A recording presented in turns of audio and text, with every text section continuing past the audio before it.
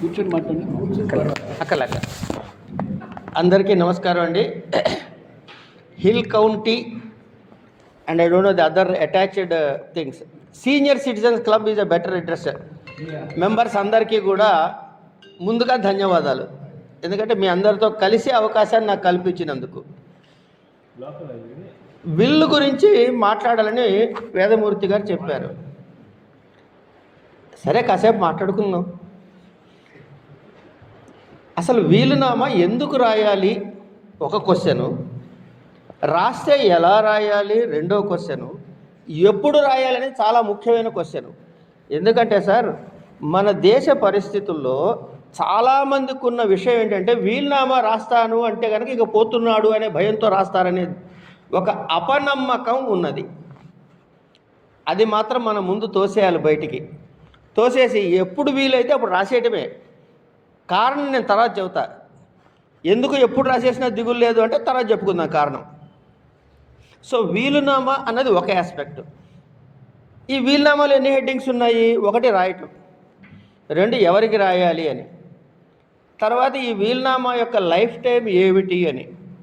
మూడు, ఇందులో దీని తర్వాత వచ్చే ఉత్తరోత్తర ఇబ్బందులు ఏమిటి. ఇవన్నీ తెలుసుకున్నట్లయితే ఎటువంటి ఇబ్బంది లేకుండా హాయిగా మన ఆస్తులు మనం అనుకున్న వాళ్ళకి అనుకున్న విధంగా చేరతాయి.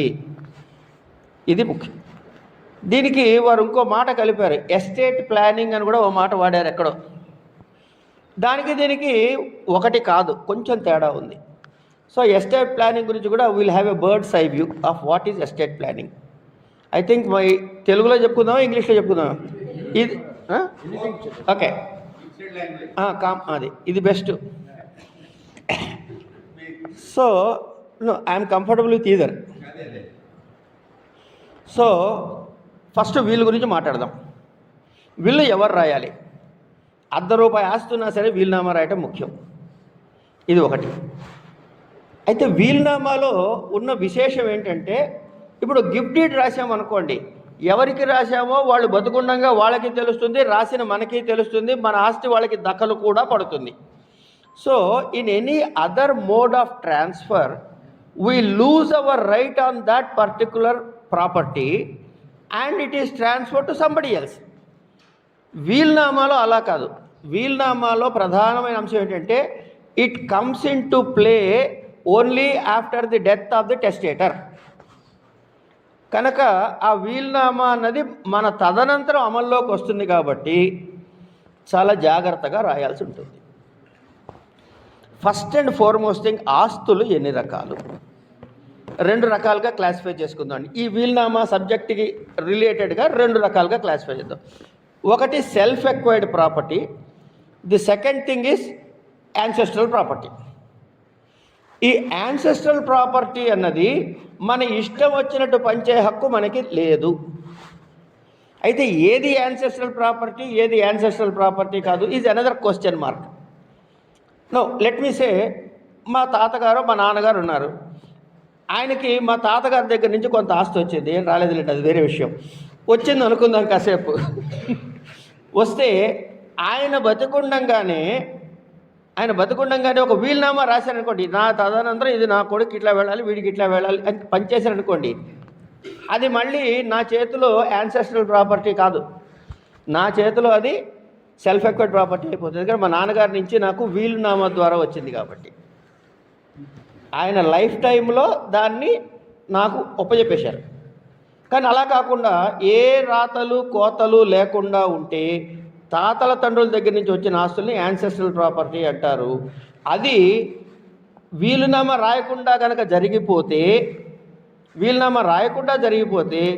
షెడ్యూల్ 1 అని ఉంటుంది ఒకటి సక్సెషన్ యాక్ట్లో. ఆ యాక్ట్లో ఎవరెవరైతే ఫస్ట్ క్లాస్ 1 హెయిర్స్ ఉన్నారో వాళ్ళకే చెందుతుంది. క్లాస్ 2 హెయిర్స్ అని తర్వాత బ్లాక్. సో ఈ క్లాస్ 1 హెయిర్స్లో ఒక 10 వెరైటీస్ ఉన్నాయనుకోండి, వాళ్ళందరికీ సమానంగా హక్కు వస్తుంది. అంటే కొడుకు, కూతురు, భార్య వగైరా. క్లాస్ 1 హెయిర్స్లో ఎవ్వరూ లేకపోతేనే క్లాస్ 2 హెయిర్స్లో ఉన్న వాళ్ళకి హక్కు వస్తుంది. కనుక మాకు కూడా క్లాస్ 2లో మేము ఉన్నాం కదా, మాకు కూడా కొంత ఇవ్వండి అనే హక్కు ఎవరికీ లేదు. ఈ ఫస్ట్ క్లాస్ 1 అందులో ఒక్కడే ఉన్నాడు, క్లాస్ 2లో 10 మంది ఉన్నారు, అరే మేము ఎక్కువ మంది ఉన్నాం మాకు ఇవ్వండి అంటే అదేం లేదు, క్లాస్ 1 వాడు మొత్తం వెళ్ళిపోతుంది. So this is one important point which you have to keep in mind. Who comes under class 1? It's a table given in the Indian Succession Act. Let me not spell 1 or 2 names. There is a list of people. ఒక 20-30 పేర్లు ఉంటాయి. కొడుకు తర్వాత కొడుకు, మనవడు, భార్య, ఇట్లా చాలా ఉన్నాయి. I can send it across that screenshot to my friend, which will be circulated to you. That's not a difficult task. మీరు కూడా గూగుల్ అమ్మని అడిగితే చెప్పేస్తుంది క్లాస్ 1 హెయిర్స్ ఎవరు ఇండియన్ సక్సెషన్ యాక్ట్ ప్రకారం అని. Anyway that apart. So class 1 hairs గురించి అయిపోయింది, సక్సెషన్ గురించి అయిపోయింది. సెల్ఫ్ ఎక్వైర్డ్ ప్రాపర్టీ దగ్గరికి వద్దాం. మనం కష్టపడి సంపాదించుకున్న మన ఆస్తిని మనము ఎవరికి చెందాలనుకుంటున్నామో వాళ్ళకే చెందాలి, ఇంకెవరికి చెందటానికి లేదు. అయితే ఎవరికి చెందించవచ్చు? పిల్లలకే ఇవ్వాలా, ఇంకెవరికైనా ఇవ్వచ్చా? మన స్వార్థితం మన ఇష్టం వచ్చిన వాళ్ళకి ఇవ్వచ్చు, ఇంక్లూడింగ్ మీ. ఇందాక ఎవరైనా నాకు కాంపిటీషన్ కూడా వచ్చారు ఇక్కడ. నేను మామూలుగా నాకు రాసిస్తున్నారు అని అనుకున్నా, కానీ ఇంకో మిత్రుడు ఎవరో రాసేవాళ్ళందరూ రెడీగా ఉన్నారా అని అడిగారు. సో మన ఇద్దరం ఫ్రెండ్స్ సార్ ఇక్కడ. ఓకే, జోక్స్ అపార్ట్, ఎవరికైనా రాసివ్వచ్చు. కొంతమంది సీనియర్ సిటిజన్స్ మన అదృష్టవంతులం కాబట్టి హాయిగా పిల్లలతోటి మనవలతో మనవరాలతో ఆడుకుంటాం. కొంతమందికి ఆ యోగం ఉండదు, ఓల్డేజ్ హోమ్లో ఉంటారు. అలా ఉన్నవాళ్ళు కూడా కావాలంటే ఆ ఓల్డేజ్ హోమ్కి కూడా రాసివ్వచ్చు. You can write it to institutions. లేదండి నాకు ఫలానా దేవుడు అంటే చాలా ఇష్టం, నా తదనంతా ఆస్తి అంతా వెంకటేశ్వర స్వామికి వెళ్ళాలి, ఫలానా వాళ్ళకి వెళ్ళాలి, రాయండి, ఏమి ఇబ్బంది లేదు. తర్వాత మీకు రివర్స్ మార్టగేజ్ స్కీమ్ ఐడియా ఉందో లేదో నాకు తెలియదు. I will also speak about that for a while. ప్రస్తుతానికి రివర్స్ మార్టగేజ్ అని గుర్తుపెట్టుకోండి. ఈ స్కీమ్ ఏంటంటే ఏ సీనియర్ సిటిజన్ +65 ఆస్తి ఉంది, పెన్షన్ రాదు, డబ్బులు లేవు, బతకాలి, అప్పు తీసుకుంటే కట్టే ఓపిక లేదు. ఇది నా స్టేటస్ అనుకుందాం కాసేపు. కానీ నాకు ఇల్లు ఉందండి which is worth 2 crores. What if? Then I can go to a bank, mortgage it to the bank. మామూలు మార్టగేజ్ ఏంటంటే every month you have to pay interest, every month you have to pay installment also, otherwise it becomes NPA, then it will be auctioned. But in reverse mortgage scheme that is not the status. వాడు ఇల్లు evaluate చేయిస్తాడు, evaluate చేయించిన తర్వాత some parties depending on the bank and their financial schemes, let us hypothetically take 20%. If the value of the house is 3 crores, 20% of it is 60 lakhs. Deduct it. 2 crores 40 lakhs is your entitlement. The bank will grant you 2 crores 40 lakhs as a loan. In that you can still ask, give me 20% advance. So out of this 2 crores 40 lakhs, say 20 lakhs, 20%, maybe around 48 lakhs, we'll say I just need 40 lakhs. Bank gives you in advance 40 lakhs. Put it elsewhere. Keep it with you. That is your financial requirement. From there, the balance amount ఏదైతే ఉందో 2 crores 8 lakhs if I am not wrong, 2 crores 8 lakhs monthly మీకు ఇంత అని చెప్పి ఇచ్చుకుంటూ పోతారు. It will be credited to your account, you enjoy it. You need not repay even interest. After we leave the planet, and in this process you have to write a will in favor of the bank. అది చెప్పడానికి ఇది తీసుకొచ్చింది. Will మా బ్యాంకుకి రాస్తే పిల్లల్ని పిలుస్తారు, చూడయ్యా మీ నాన్నగారు ఇది చేసిండు, ఈ ప్రాపర్టీ మీద ఇంత తప్పు ఉంది, బ్యాలెన్స్ ఉంది, ఇది ప్రాపర్టీ, లోన్ కట్టి ఇల్లు విడిపించుకుంటావా మమ్మల్ని అమ్ముకోమంటావా అని అడుగుతాడు. నాకు పని సంబంధం మీరు ఏమైనా చేసుకోపో అంటే బ్యాంకు వాడు అమ్మేసి ఆక్షన్ వేసి వాడు డబ్బులు వాడు తీసుకుని బ్యాలెన్స్ పిల్లలకి ఇచ్చేస్తాడు. Or whatever you decide. ఈ బ్యాలెన్స్ అయిపోయిన తర్వాత కొంతమంది పిల్లలు ఉండరు, ఏం చేయాలో తెలియదు, సరే నాయన రివర్స్ మార్టగేజ్ అయిపోయిన తర్వాత మిగతా అంతా వెంకటేశ్వర పంపించండి, ఆయనకి పంపించేస్తారు. They will execute your will like that. So this is one way, that is about reverse mortgage scheme. So పైసలు లేవు అని ఇళ్ళు స్థిరాస్తులు ఉన్న వాళ్ళు ఎవరు కూడాను డబ్బు కోసం ఇబ్బంది పడాల్సిన పరిస్థితి ప్రస్తుతం లేదు సీనియర్ సిటిజన్స్కి. తర్వాత వీల్నామాకు వస్తే, సెల్ఫ్ ఎక్వైర్డ్ ప్రాపర్టీకి వస్తే మనం చేయాల్సిన పని, మన ఆస్తులు ఏమిటి. ఇప్పుడు ఆస్తుల్ని మళ్ళీ రెండుగా క్లాసిఫై చేద్దాం. ఏమిటది అంటే ఫిక్స్డ్ అసెట్ అండి, అదండి. అంటే I wanted reply. Movable assets. ఈ ముందు లిస్ట్ చేసుకుందాం. ఎవరికి ఏ ఆస్తి చెందాలి, ఈ ఇల్లు వీడికి వెళ్ళాలి వద్దు, ఈ ఇల్లు వీడికి ఇద్దాం వద్దు, ఇట్లా మీరు ముందు డిసైడ్ చేసుకుని ఒక ప్లాన్ చేసుకోండి. చేసుకున్న తర్వాత ఉన్నటువంటి పిల్లల లెక్క వివరణ రాయండి. భార్య ఉంటే భార్య వివరాలు రాయండి. Holding here for a moment, my strongest recommendation in the world is don't write a rupee to your children, write entirely to your wife. I have seen n number of cases, no one, not two, n number of cases where మా అబ్బాయి మంచిగా చూసుకుంటాడు మావిడిని అని చెప్పి ఆ పిచ్చి మానవుడు రాస్తాడు.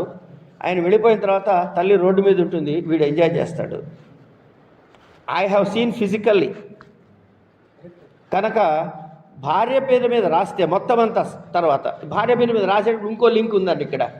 మా ఆవిడకి అన్ని అనుభవించేందుకు రాసేసానండి, తదనంతరం మా పిల్లలకి వెళ్ళిపోతుంది, she has no right to sell, ఇదో కండిషన్ పెడతారు. ఇది కూడా దయచేసి పెట్టవాకండి. ఎందుకు? ఇవాళ 60 65 ఆవిడ అదృష్టానికో దురదృష్టానికో 80 ఏళ్ళు బతికింది అనుకుందాం. She has a medical issue, your will doesn't permit her to sell the property, then where will she get money? When you have not permitted her to sell, she cannot even mortgage because that is amount to selling in advance.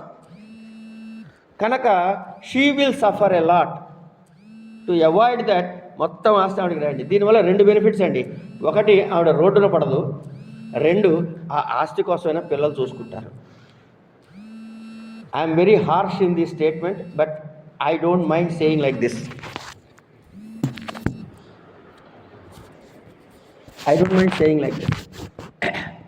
కనుక ఇక్కడికి అయిపోయింది. మనం 2 ఆస్తులు తీసుకున్నాం. ఏమిటి? స్వార్జితం అయిపోయింది, పిత్రార్జితం గురించి మాట్లాడాం.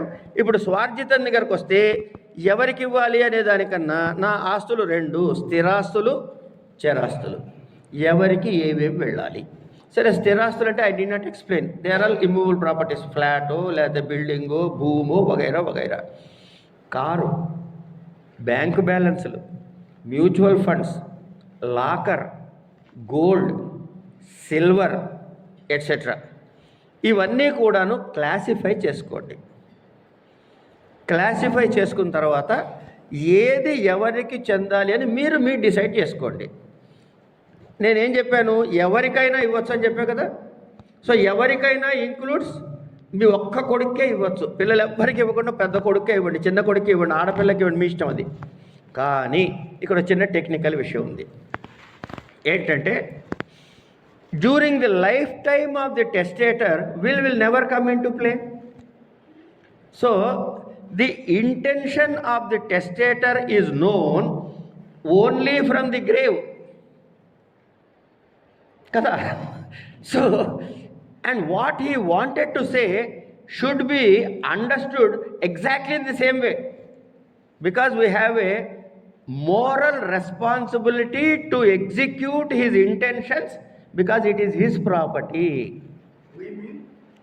రాసిన వాడిని నేను చెప్తా. కోర్టు దగ్గరికి వస్తున్నా, కోర్టు కావచ్చు, ఇంట్లో పెద్ద మనుషుల్లో కూర్చోవచ్చు, ఏదైనా అక్కడ కూడా వస్తా. ఎగ్జిక్యూషన్ పార్టీకి తర్వాత వస్తా సార్. ముందు అసలు రాయటం దగ్గరికి వెళ్దాం. కనుక మనం ఏం చేస్తున్నాము? ఈ లిస్ట్ రాసి పెట్టుకుంటాం. ఈ లిస్ట్ రాసి పెట్టుకున్న తర్వాత ఎవరికి ఏది ఇద్దామని రాస్తాం. ఇప్పుడు నేను నా బిల్డింగ్ నేను నా కొడుక్కి ఇవ్వను, కూతురికే ఇస్తాను అన్నాను అనుకోండి. Let us make it clear in the document that, see, my son is employed like this, he is well established, he has so and so benefits, and therefore he doesn't require any financial support from me, but my daughter needs this, so therefore I am giving. Oh, మాట రాసాం అనుకోండి. Anybody reading subsequently know why I have given only to this daughter and not to the children. So let me clarify what is in my mind. అంటే ఏంటి? The executor, that is the testator. Executor అనకూడదు ఇక్కడ. Executor is a different technical term in terms of will. So testator ఎందుకు ఏది చేస్తున్నాడు అన్న విషయము అతనికి క్లారిటీ ఉన్నది అనే విషయము ఆ పేపర్ చూస్తే అర్థం కావాలి. కనుక నేను వీళ్ళకి ఇవ్వదలుచుకోలేదు, ఎందుకు ఇవ్వదలుచుకోలేదు, లేదు నన్ను నా జీవితకాలంలో నానా ఏడుపులు ఏడిపించాడు నా కొడుకు కనుక వాడికి రూపాయి ఇవ్వను, రాయండి, తప్పేం లేదు. That is your mind, you are having every right to write like that, but make it clear why you are not give. అంటే యూనిఫామ్గా ఏం చేస్తారు, నా ఆస్తి అంతా సమంగా పంచుకుంటారు అంటాం. ఒకవేళ వీలునామా రాయలేదనుకోండి, జరిగేది అదేగా. వీలునామా రాయకపోతే సమంగా వాళ్ళకున్న అందరూ పంచుకుంటారు, దానికి రాయాల్సిన అవసరం లేదు. రాసినప్పుడు మాత్రం ఎవరికి ఎక్కువ తక్కువ ఇచ్చే హక్కు మీకున్నది, అది చెప్పడం తాత్పర్యం ఇక్కడ. There is no need that you should uniformly distribute the assets. It's one aspect. అందుకని ఇది రాస్తున్నప్పుడు ఎవరికి ఎందుకు ఇవ్వట్లేదో ఎందుకు ఇస్తున్నారో రాయండి. తరువాత యాన్సెస్ట్రల్ ప్రాపర్టీని కూడా మీరు వీలునామాలో ఇంక్లూడ్ చేసి పార్ట్ రాస్తుంటే write it under a separate heading. నాకు పిత్రార్జితము ఈ ఆస్తుంది, దీనికి హక్కుదారులుగా నా కొడుకు కూతురు వగైరా వగైరా వగైరా వీళ్ళందరికీ ఇలా సమానంగా చెందుతుంది. అయిపోయింది. సెల్ఫ్ ఎక్వైట్ దగ్గరకు వచ్చినప్పుడు we have a choice to do what ever we want, the way we want we can distribute it. ఇది చేస్తున్నప్పుడు ఎవరికి ఎందుకు ఇస్తున్నారు అనేది చాలా, ఇది నేను 10 సార్లు చెబుతాను ఈ మాటని. ఎందుకంటే ఒకటి చెప్పిందే చెప్పడం అలవాటు అడ్వకేట్ కాబట్టి, 2 ఇలాంటి విషయాలు మనసులో గట్టి కూర్చోవాలి కాబట్టి. Okay, it's more of emphasis than anything else. Then ఇలా విడిచిన తర్వాత లాకర్కి మీకు బ్యాంక్కి ఉన్న relation is a different relation. Deposit మీకు బ్యాంకర్కి ఉన్న relation is a different relation. Locker ఏమిటి, బెయిలర్ అండ్ బెయిలిఫ్. డిపాజిట్ ఏమిటి, creditor and debtor relationship. So ఏది ఇవి 2 కలిపేయకూడదు. బ్యాంకులో ఉన్న అన్ని వాళ్ళకి అంటే లాకర్ రాదు అందులోకి. ఒకటి ఇది కాకుండా మనం ఇంటి మీద 3 లక్షలు అప్పు తీసుకున్నాం, 10 లక్షలు అప్పు తీసుకున్నాం. ఫర్ ఎగ్జాంపుల్ ఈ రివర్స్ మార్ట్గేజ్ చెప్పా కదా, అదే తీసుకున్నాం. If you want to fix it that also. నా అప్పులు ఈవి అమ్మి ఇలా తీర్చాల్సి ఉంటుంది. So this property is meant for liquidating all my existing liabilities. అట్లా ఎవరు తీర్చాలి, ఎవరికి బాధ్యత, అది కూడా క్లియర్గా రాయొచ్చు. సో ఇప్పుడు ఈ వీలునామాలు, నాకు 10 మంది పిల్లలు ఉన్నారు, కొంతమంది అమెరికాలో ఉన్నారు, కొంతమంది రష్యాలో ఉన్నారు, కొంతమంది ఇండియాలో ఉన్నారు, ఫలానా తిరుగుతున్నారు. ఇవన్నీ there is some legal process involved in it. Who will do that? వాడు అక్కడి నుంచి వచ్చి అబ్బాయి నాకెక్కడ టైం అవుతుంది, సెలవులు దొరకవు, నేను రాలేను పో అంటాడు.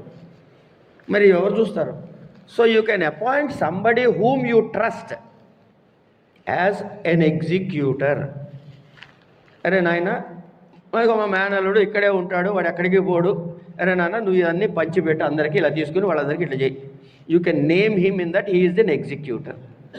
సో ఆ executor will take control of the whole properties, read the document and distribute as it is in the way he wanted it to do. వాడు పాపం పిచ్చి ఊరికే ఎందుకు చేయాలి అనిపించింది అనుకోండి మీకు, out of the sale proceeds he will enjoy 1 lakh rupees towards his services. రాయండి. ఎందుకు? That is our intention. Right whatever you want. అసలు మీకు ఆస్తుల మీద ఒక ఐడియా చెప్తా అండి. ఎవరికైనా ఆస్తులు ఉంటే దాని మీద ఏ రైట్స్ ఉన్నాయి అని అడిగితే అనుభవించేందుకు హక్కు ఉంది, అమ్ముకునేందుకు హక్కు ఉంది, ఏమండి తాకట్టు పెట్టే హక్కు ఉంది, కూలగొట్టుకునే హక్కు కూడా ఉంది. కూలగొట్టుకునేది right of destruction is also one of the rights, being the owner of a property. So అంటే ఇవన్నీ అవసరం పడవు, కానీ తెలుసుకుని ఉండడం అవసరం. కనుక వీడు ఎగ్జిక్యూటరు, వీడు ఇలా చేస్తాడు, ఇవన్నీ వీడు చూడాల్సిన బాధ్యత. రాయండి. ఇది అయ్యింది. తర్వాత ఏదేంటది మూవబుల్ ప్రాపర్టీసు, ఇమ్మూవబుల్ ప్రాపర్టీస్ మాట్లాడాం. I will classify our assets in another heading. That heading is current assets, future assets. I am only 60 today, 68. That is 69లోకి వచ్చాయి. So I'm also senior citizen sir. కనుక future assets ఏమో రేపు పొద్దున మీరు ఏమైనా కొంటారేమో, లేకపోతే మీ బ్యాంక్ బ్యాలెన్స్లు మల్టిప్లై అయ్యి వాళ్ళు డిపాజిట్లో పడేసి ఉంచారు, ఆ పడేసి ఉంచింది రేపు 6 ఏళ్ల తర్వాత డబల్ అవుతుంది. What to do? కనుక any future asset you can also define what should happen to the future assets. ఇక్కడ కూడా క్లాసిఫై చేసుకోవచ్చు. If I have any immovable future assets should go like this. If I have bank balances movable so and so like this. మీరు ఏం రాసినా రాయండి. So what we have to provide? Number 1 ancestral and self-acquired. Second one is movable and immovable. Third one is current assets and future assets. ఇంతే. ఈ క్లాసిఫికేషన్స్లో మనం కాగితం మీద రాసుకుని నీట్గా ఆలోచించి రాయాలి. ఎవరికైనా ఎక్కువ తక్కువలు ఇస్తుంటే let us explain that differences, why we're doing that అని ఒకటి. Never ignore the housewife in her share. మీకు ఒక 6 డజన్ ఇళ్ళు ఉన్నాయనుకోండి, ఓ 2 ఇళ్ళు ఆవిడ పేరు మీద వచ్చేసి మిగతా మీ ఇష్టం వచ్చింది చేసుకోండి. బ్యాంక్ బ్యాలెన్స్లు కొన్ని ఉన్నాయనుకోండి, మెజారిటీ ఆఫ్ బ్యాంక్ బ్యాలెన్స్ ఆవిడ పేరు మీద పెట్టండి. అంటే పాయింట్ ఏంటంటే she should have a liquid cash at her disposal at any given point of time. That's a very crucial thing అండి. I know a personal case. I just share this example with you. An old man wrote a will and unfortunately he approached me to write that will. రాసిన తర్వాత అరే ఇది పెద్ద కొడుక్కి రాసే, ఒరే అనే చనువు ఉంది నాకు ఆయనతో, అరే ఇది పెద్ద కొడుక్కి రాసే, ఇది చిన్న కొడుక్కి రాసే, ఇది మూడో కొడుక్కి రాసే అన్నాడు. నేను అట్లా రాయను అన్నా. నేను అన్నాడు, మిగతా ఇల్లు రాసుకో, ఒక్క ఇల్లు అన్నా నీ భార్య పేరు మీద పెట్టు విత్ ఫుల్ రైట్స్ అన్నా. పెట్టాడు. తర్వాత ఒక కొడుకు ఒక దేశంలో, ఒక కొడుకు ఒక దేశంలో, ఒక కొడుకు లోకల్గా ఉండి అది అమ్ముతావా చస్తావా, నాకు డబ్బులు ఇస్తావా చస్తావా అని కూర్చున్నాడు. ఆ పేరు పెట్టకపోతే ఎప్పుడో రోడ్డు మీదకి వచ్చేది ఆవిడ. పెట్టాడు కాబట్టి దాని మీద కన్నేశాడు. వీడికున్నవన్నీ ఇతరత్ర ఎంటర్టైన్మెంట్ ఛానల్లో ఖర్చు అయిపోయినాయి. ఈ అసెట్ మిగిలింది, నాకు కావాలంటాడు. We have to reveal all the will to all the people. No, I'll come to that. When to reveal కూడా చెప్తా సార్. ఇప్పుడు ఊరికే రాయడం దగ్గరే ఉన్నాం, అది ఎక్కడ దాచుకోవాలి కూడా చెప్తా. I think I'm I structural in my presentation or I'm I hopping from here and there? Right. So ఇబ్బంది పెట్టేటప్పటికి ఏమైంది, అమ్మము అని చెప్పి నేను అడ్డుపడి నుంచున్నా అక్కడ. ఎందుకంటే ఆయన నన్ను ఎగ్జిక్యూటర్గా పెట్టాడు అక్కడ. So a third party also can be an executor. అది. So I'm a third party, I was put as an executor. Then I said nothing doing. Swap చేసి మొత్తానికి దాన్ని వర్కౌట్ చేసి ఆవిడకి లిక్విడ్ క్యాష్ వచ్చేలాగా నేను చేయగలిగా. She is rich by 3 crores today. Otherwise she would have been on the streets somewhere suffering in any old age home. So ఇది అనమాట. ఆ టెన్షన్స్ వాళ్ళకి తట్టుకోలేరండి. అది అయిపోయింది. సో ఈ ఆస్తులు ఏమో future, current assets and future assets అయిపోయినాయి కదా. ఇప్పుడు రాయటం అయింది. రాసేటప్పుడు తీసుకోవాల్సిన జాగ్రత్తలు, at the cost of repetition, let us put it everything in writing, let us list out all our assets, let us decide whom to go and whom not to go, let us decide who shall be the executor in case it is an essential thing. Appointing an executor is not a necessity. If you want, you can do that. Tarvata, if you are giving an unequal distribution, please do explain your unequality. ఇక్కడికి writing of the will అయిపోయిందండి. And what is the format of will? ఏమీ లేదు. నవ్వను అంటే మనం సరదాగా తాజ్మహల్ హోటల్లో coffee తాగుతుంటే sir అడుగుతారు నన్ను, ఏమంటే నేను వీలునామా రాద్దాం అనుకుంటున్నాను అర్జెంటుగా అని అనుకోండి. అక్కడ ఉన్న టిష్యూ పేపర్ తీసుకుని నేను చెప్పండి ఏం రాస్తారు అని నేను దాని మీద రాసేస్తే that is a valid will sir. So that is a valid will. You write on a piece of paper. Okay, how you write, no rule. What is the format? There is no format. నేను ఇప్పుడు చెప్పిన conditions అన్నీ fulfil అయ్యేలాగా మీరు రాసిన ఏ document అయినా వీలునామానే. అయితే వీలునామాలో ముఖ్యంగా ఉండాల్సినవి 4-5 మాటలు ఉన్నాయి, అవి చెబుతా. ఒకటి మీ పేరు, మీ అడ్రస్, మీ ఏజ్. ఇది అడ్రస్ చెప్తారు ఎట్లాగో. అయిన తర్వాత నేను మళ్ళీ I'm not going back to say me assets అవన్నీ నేను చెప్పట్లే. ఇవి నా స్వార్జితమైన ఆస్తులు. You should make a statement. ఈ ఆస్తులు నా స్వార్జితమైన ఇవి, లేదంటే పిత్రార్జితం అయితే ఇట్లా డిస్ట్రిబ్యూట్ చేశాను ఈక్వల్గా. తర్వాత ఈ వీలునామా నేను సంపూర్ణమైన మానసిక స్వస్థతతో, I am mentally fit and I have necessary mental makeup to write this will. Next, this will comes in to operation only after my death. Okay, ఇంకొకటి ఉంది, I retain the right of revoking or modifying this will any time in future till the date of death. ఇక్కడ వరకు అయిపోయిందండి. ఇక్కడ these sentences shall have to be part of your will.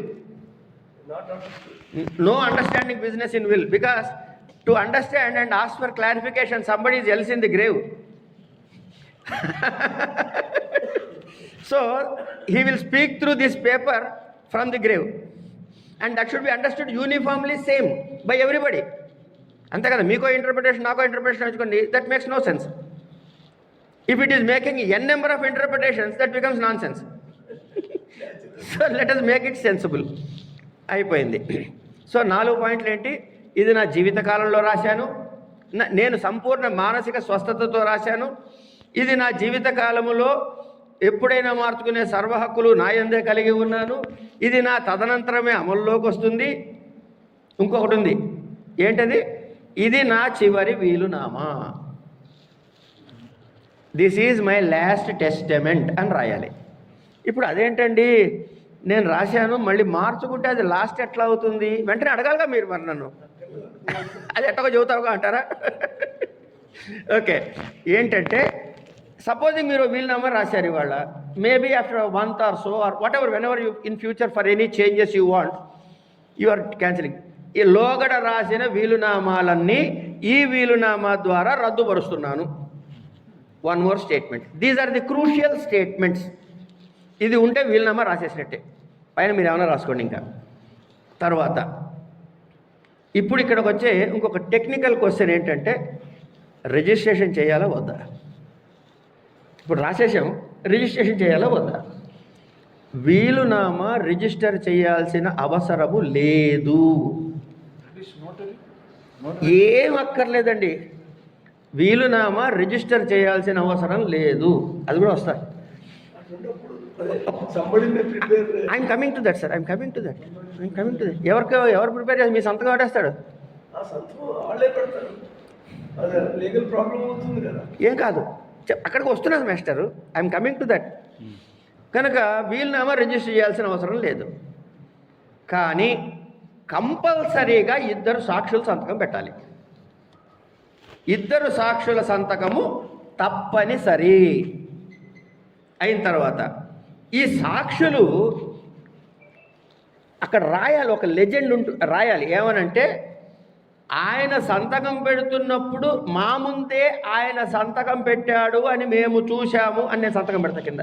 సాక్షి సంతకం పెట్టినప్పుడు ఆయన వీలునామా నా ముందే సంతకం పెట్టాడు అని సంతకం వరకే అండి, కంటెంట్తో నాకు సంబంధం లేదు. As a witness I need not know the content of the will, I need just to know that this man he's signed in my presence, that's it.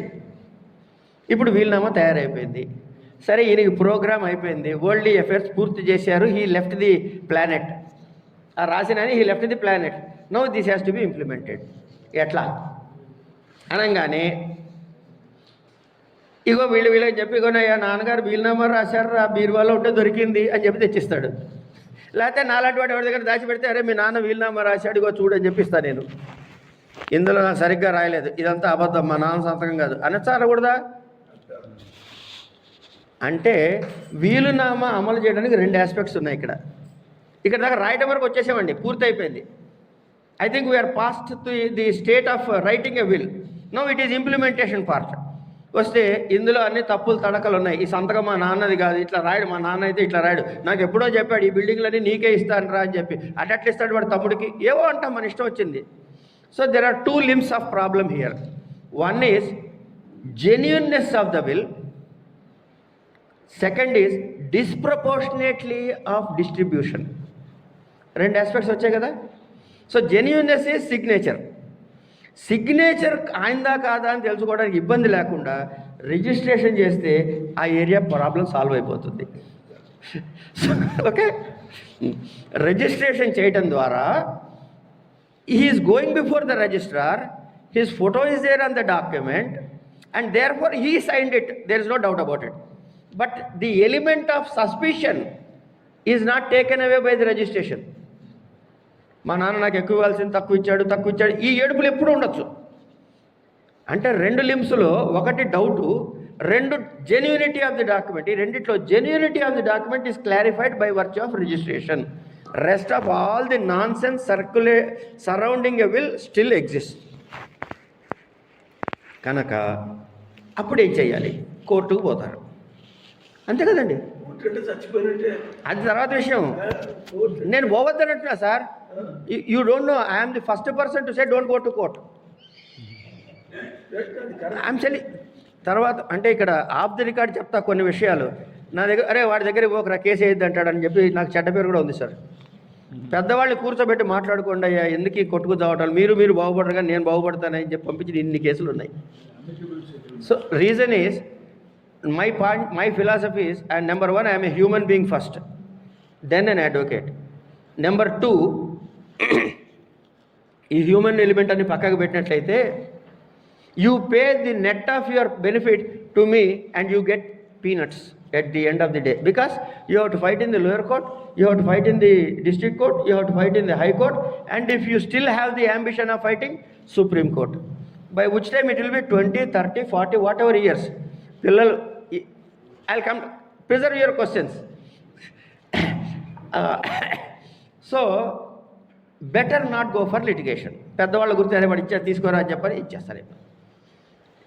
ఇక్కడ ఒక్కసారి వెనక్కి వెళ్ళి మళ్ళీ వస్తాం ముందుకి.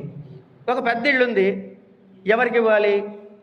ఒకళ్ళకే ఇవ్వను అంటే అది ఇద్దరికి ఇచ్చేటప్పుడు ఏం చేస్తారంటే క్లారిటీతో రాయాలి. అదొకటి జాయింట్ ప్రాపర్టీ కింద ఇస్తున్నట్లయితే ఎవరికి ఏ సైడ్ పోర్షను, మీ ఇద్దరు సగం సగం పంచుకుంటే నాకు వాడు పైన కావాలంటాడు, వీడు కింద కావాలంటాడు.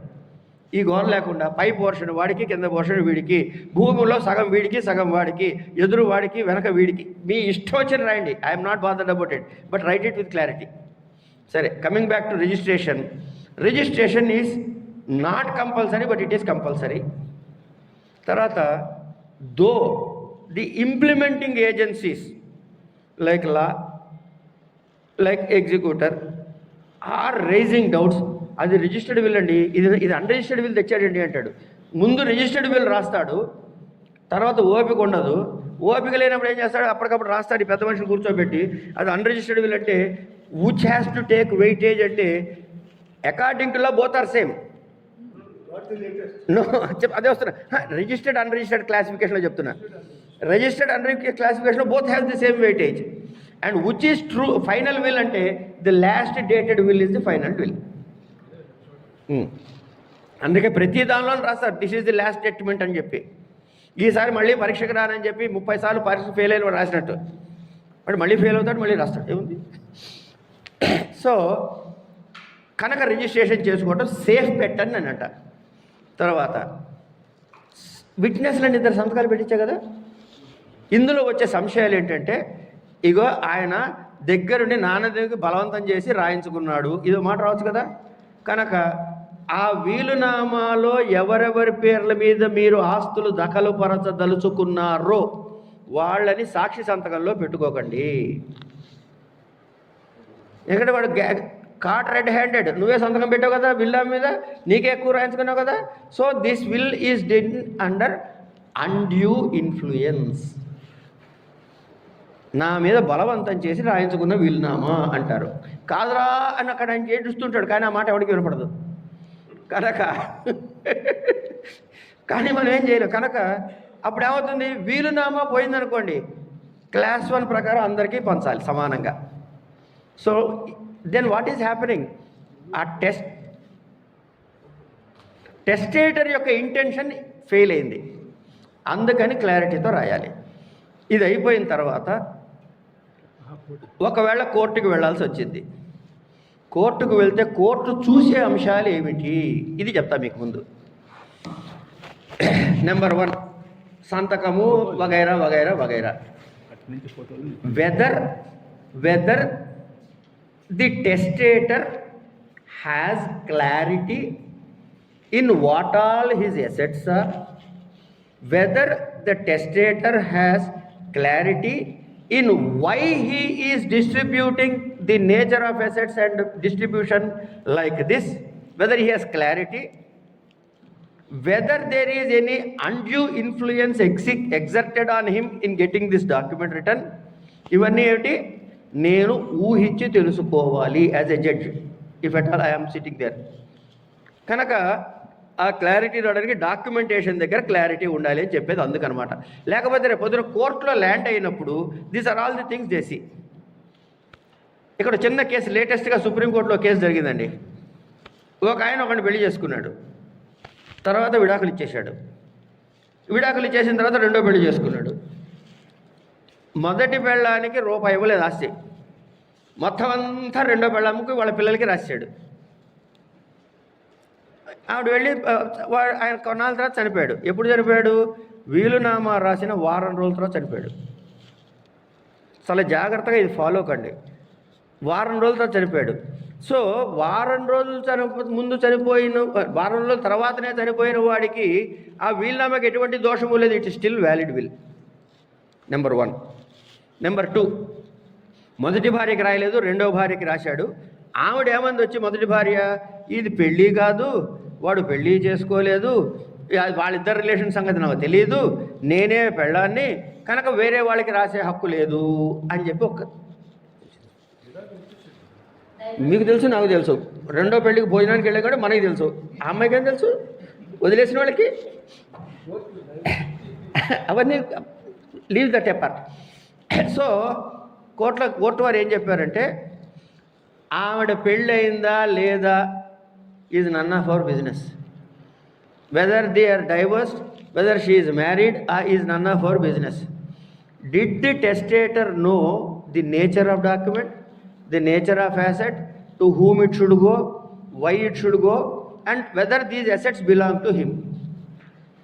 Therefore, we are satisfied. He knows what he wrote. It is his document. Signature is proved. We have no business to know whether she is a second wife or a concubine or whatever. అంటే ఏంటి? ఈ relations మీదుగా వచ్చి మనం కొట్లాడటానికి లేదు. Document and document intention, that is all the required it frames around. ఇది అయిపోయింది. Sorry, ఇంకోటి ఏంటంటే, సో రిజిస్ట్రేషన్ చెప్పుకున్నాం, అన్రిజిస్టర్డ్ కూడా వ్యాలిడ్ అండి, ఏం డౌట్ ఏం లేదు దానిలో. కానీ మీరు ప్రాపర్టీని మార్చుకోవడానికి వెళ్తే మ్యూటేట్ చేయరా, వీలునామా రాశాడంటే, ఇది అన్రిజిస్టర్డ్ వీలు ఉందయ్యా, నా పొద్దు నువ్వేమైనా మంచి నోటరీ చేయించుకురాపో అంటాడు. వాడికి ఎందుకు బాధ? చట్టం వద్దన్నా చేయమంటున్నారు. So these are called conventions. అలవాటు పడిపోయింది, నాకెందుకు వచ్చిన గొడవ, కనుక రిజిస్ట్రేషన్ అంటే మంచిగా ఉంటుంది కదా. ఈ పిచ్చి నోషన్స్ తోటి they are put to trouble. అందుకని to satisfy somebody's ego better register it, and to see that he has signed it, it is better to register it. So registration is option, but I would prefer that. That is one part. So రిలేషన్షిప్తో సంబంధం లేదండి, ఎవరికైనా రాయొచ్చు. ఇది అయిన తర్వాత registration, future assets చెప్పేసా కదా. Future asset గురించి చెప్పా, రిజిస్ట్రేషన్ అయిపోయింది, డిస్ట్రిబ్యూషన్ అయిపోయింది. So this is in nutshell about wills.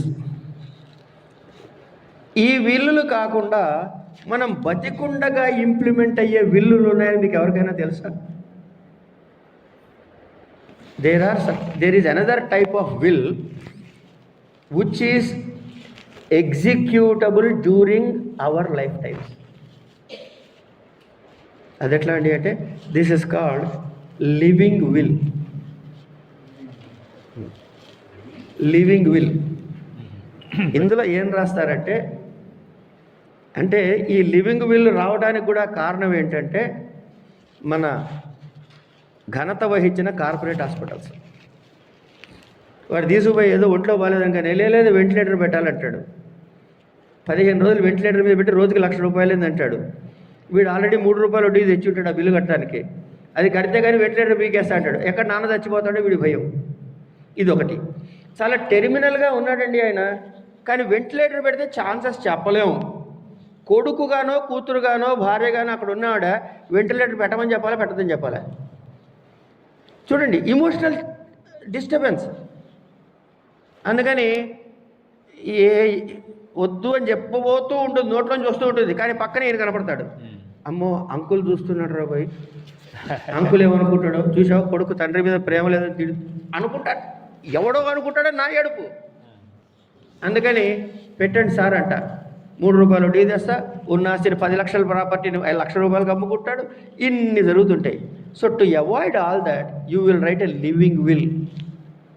అంటే లివింగ్ విల్ యొక్క పర్పస్ ఏంటంటే, in case of sudden incapacitation, in case of a status where that incapacitation is in such a condition that you are not able to communicate your intention, in order to remove the guilt feeling to your children, you will decide and write, in case tomorrow I am not well, in case tomorrow I am happening to go into a certain state of health where the deterioration is imminent. It is all important word andi. The deterioration is imminent. Don't use, you can decide, don't use ventilator, don't give me LSD, life saving drugs అని చెప్పి నా మీద లక్షల కోట్లతో కుమ్మద్దు, నాకు ఈ treatment వద్దు, నేను ఈ కార్పొరేట్ హాస్పిటల్లో ఉంచొద్దు, నాకు ఈ ఫలానా హాస్పిటల్ ఇష్టం లేదు, అక్కడ చేర్పించొద్దు. Write whatever you want. He still alive but is incapacitated, he is unable to communicate his feelings, but this document will say how the treatment should take place. ఇప్పుడు కొడుకు మా నాయననే రాశాడు, నేను ఎందుకు చెప్తా ఇక కదా. So I have no feeling of guilt. దీన్ని లివింగ్ విల్ అంటారు. ఈ లివింగ్ విల్, దీనికి మీరేంటంటే అంటే స్వేచ్ఛా మరణము అని అంటారు కదండి. దాని ప్రకారం నేను చచ్చిపోదాం అనుకుంటున్న పర్మిషన్ అంటే ఎవడు ఇవ్వడు. యూథనీషియా అనేది అంటారు కదా, దానికి పర్మిషన్స్ లేవు. కానీ అదే అండి, కానీ దీన్ని ప్యాసివ్ అన్నారు. దాని ముందు ప్యాసివ్ అని పేరు పెట్టారు. కామన్ కాజ్ కేసు అని సుప్రీంకోర్టులో ఒకటి కేసు నడిస్తే అందులో గైడ్ లైన్స్ ఇచ్చారు, ఇలాంటి లివింగ్ విల్ ఎలా రాసుకోవాలి అని. If you have a family doctor you should consult him, so and so far. There is a procedure for that which is immaterial at this juncture. But you can write a living will and your intentions will be implemented during our life time only. అందుకనే దాన్ని living will అన్నారు. ఆయన ఆ స్టేజ్లో ఉన్నప్పుడు ఆ హాస్పిటల్లో ఉన్నటువంటి మెడికల్ బోర్డు ఒకటి కాన్స్టిట్యూట్ అవుతుంది. Easy physical if it can he be retrieved with normal treatment, అంటే usual a little more than usual treatment retrieve అవ్వగలరంటే ప్రొసీడ్ అయిపోతారు. This won't operate. But if they decide, the medical board decides he is sinking, this living will come in to operation with certain tags and riders attach ఉంటే వదిలేద్దాం దాన్ని. ప్రస్తుతానికి ఉన్నది అని తెలుసుకుని వదిలేయండి. సో ఇది వీల్నామా అయింది. ఇక్కడ ఇంకో క్వశ్చన్ వేయాలి, అది ఎవరు వేయరు ఇప్పుడు, ఎందుకంటే నేను తర్వాత క్వశ్చన్స్ అన్నా కదా, అందుకని అడగరు. మీ మనసులో ఉంటే నేను ఇప్పుడే చెప్పేస్తా. ఆరోగ్యంగా బాగాలేనివాడు, హాస్పిటల్లో ఉన్నవాడు వీల్నామా రాయచ్చా? శుభ్రంగా రాయచ్చు. But one condition. మనం వీల్నామాలో ప్రీ కండిషన్స్లో ఏం చెప్పాము? I am mentally fit to do A B C D చెప్పాగా, అందులో మెంటల్ కండిషన్ గురించి చెప్పాగా. వీడు హాస్పిటల్లో ఉన్నాడంటే వీడు మెంటల్ కండిషన్ బాగాలేదనుకోవాలా, ఫిజికల్ కండిషన్ బాగాలేదనుకోవాలా? ఇప్పుడు కాళ్ళు చేతులు పడిపోయినాయి, చచ్చుబడ్డాయి, పెరాలసిస్ వచ్చింది, కానీ వీల్నామా రాసింది మెంటల్ కండిషన్ బాగానే ఉంది ఏమండి. కనుక అలాంటి అబ్నార్మల్ కండిషన్స్లో హెల్త్ కండిషన్స్ ఏమైనా ఉంటే the best way is to get the one of the witnesses as a competent doctor certifying his mental status. Mental status బాగానే ఉంది వీడికి, he is competent to execute a will, he knows what he is writing, he has that mental faculty to understand the things, and express his intentions whatever it is ఫార్మేట్లో రాసే సంతకం పెట్టించుకుంటే ఆ వీలునామా మీద safe bet.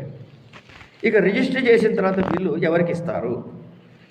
ఇప్పుడు మీరు hill కౌంటీలో property ఉంది కదా సార్, మీకు C115 ఏదో నెంబర్ ఉంది ఒకటి, మీరు కొనుక్కున్నారు. కానీ నేను రిజిస్టర్ ఆఫీస్కి పోయి ఏమంటే ఫలానా ఈ హిల్ కౌంటీలో C115 నెంబర్ నాకు కావాలి అంటే డాక్యుమెంట్ నేను తెచ్చేసుకోవచ్చు, 100 రూపాయలు కడితే వస్తుంది. ఇప్పుడు అక్కడ కూడా పోక్కర్లే, ఇంట్లో కూర్చొని registration.com కొడితే వచ్చేస్తుంది. అక్కడి నుంచి ఆన్లైన్లోనే పేమెంట్ చేస్తే మీ డాక్యుమెంట్స్ నాకు వచ్చేస్తాయి. కానీ వీలునామా ఎవరికి ఇవ్వరు. సర్టిఫైడ్ కాపీస్ ఆఫ్ వీలునామా రిజిస్టర్డ్వి ఎవరికి కాపీలు ఇవ్వరు. ఓన్లీ అందులో ఎవరెవరి పేర్లు రాయబడ్డాయో వాడు చనిపోయిన తర్వాత ఆయన పోయాడని డెత్ సర్టిఫికేట్ ఇస్తే అందులో రాసిన వాళ్ళకి ఒక కాపీ ఇస్తారు, ఒక కాపీ. కనుక అవర్ ఇంటెన్షన్స్ ఆర్ సేఫ్. ఇప్పుడు నెక్స్ట్కి వస్తే ఈ వీలునామా నేను ఎక్కడ పెట్టాలి కదా? బీరువాలో పెట్టాలా? అమ్మో నేను బీరువాలో ఊరు వెళ్ళినప్పుడు మా అబ్బాయి తీసి చూస్తే ఇది కూడా ఉన్నాయండి. వారి వీలునామా రాసి అక్కడ పెడతాడు ముసలాయన, ఇది చూస్తాడు, చింపి చూస్తాడు, అరే నీ అంతా మా అన్నయ్యకి రాశాడా నాకు రాయలేదంటాడు, బోరు ఏడుస్తాడు. ఈ వీలునామా చల్లదని నాన్న దగ్గర గొడవ చేస్తాడు. ఇది రకరకాల సినిమాలు ఉన్నాయి అక్కడ. కనుక వీలునామా ఎక్కడ పెట్టాలంటే you can keep it safe with the register office it self. దాన్ని సేఫ్ కీపింగ్ ఏదో ఛార్జెస్, నామినల్ ఛార్జెస్ ఉంటాయి, అది కట్టేస్తే వీలునామా అక్కడ సేఫ్గా ఉంటుంది. లేకపోతే తెలిసిన వాళ్ళ దగ్గర పెట్టుకోవచ్చు. లేకపోతే వీలునామా రాసి నేను లాకర్లో పెట్టాను, అబ్బాయి నాయన మరి ఏమైనా జరిగితే నువ్వు కొంచెం మా వాళ్ళకి చెప్పని ఇలాంటి పెద్ద మనుషులు చెప్పచ్చు. Whatever it is, we have our own means to communicate post leaving the planet. ముందు ఎవ్వడికి పొరపాటు కూడా వీలునామా ఏం రాశారు, ఎందుకు రాశారు చెప్పవద్దు. చెప్పామనుకోండి, నాకు అది వద్దు నాన్న, నాకు ఇది కావాలి అంటాడు. వీడన్నా లేదు నేను ఇదే ఉంచుకుంటాను వీడంటాడు. వీళ్ళిద్దరు కొడుకు వస్తుంటారు, మళ్ళీ మొహం చూడరు, పండగలకి ఇళ్ళకి రారు. కనుక పండగ పిల్లలు ఇల్లు రావాలంటే, కొట్టుకు తప్పకుండా ఉండాలంటే మనం ఏం రాసామో మన మనసులోనే పెట్టుకుని సీలేసి జాగ్రత్తగా పెట్టి నమ్మకం ఉన్న పెద్ద ఆయనకి ఇచ్చి ఇది మా వాళ్ళు నేను పోయిన తర్వాత ఇవ్వరా అబ్బాయి అని చెప్తే సరిపోతుంది. ఇది అయిపోయింది. ఏమండి ఇక్కడ డౌట్ అండి, కోర్టుకి వెళ్ళిన మరి సాక్ష్యానికి ఎవరిని పిలవాలండి? ఆ సంతకాలు పెట్టారు కదా, సాక్షి సంతకాలు, కనీసం ఒక్కడినైనా తేవాలి. వస్తున్నా అండి, వస్తున్నా మాస్టర్, అక్కడ కూడా వస్తున్నా.